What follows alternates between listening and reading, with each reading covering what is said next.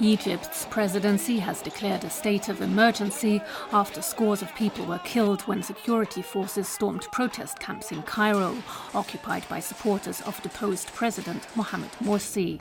Security forces say 95 have been killed, but the Muslim Brotherhood says hundreds have died.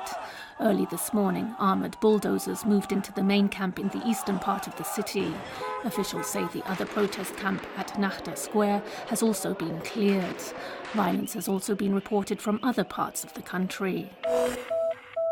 Figures released by Eurostat indicate that the Eurozone has emerged from recession for the first time since 2011. The bloc's GDP grew by 0.3% in the second quarter, slightly ahead of forecasts. Germany was in the fore with 0.7% growth, followed by France. But Spain, Italy and the Netherlands saw output drop.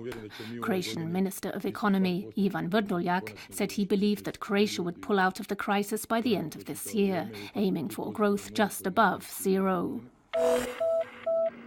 Croatian farmers are continuing to block local roads in the eastern part of the country after talks with the government over subsidies failed on Monday. Farmers' representatives have requested an urgent meeting with Prime Minister Zoran Milanovic. If there is no response, farmers will again attempt to block border crossings, they said. However, roads will be kept free for tomorrow's holiday. In more international news, 18 Indian sailors have been trapped and most are believed killed after an explosion on a diesel-powered submarine berthed at a base in Mumbai. Officials said they suspected an onboard error. The explosion comes just days after India's Navy launched its first home-built aircraft carrier.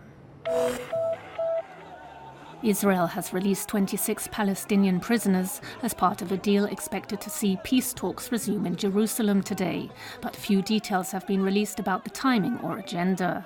The resumption of talks after a 3-year break continues to be overshadowed by the issue of Jewish settlements in the occupied West Bank and East Jerusalem. Italian President Giorgio Napolitano has rebuffed lawmakers' request to spare former Prime Minister Silvio Berlusconi from his punishment for tax fraud, saying in a statement that court verdicts must be respected. Berlusconi was sentenced to 4 years in prison. Back to Croatia.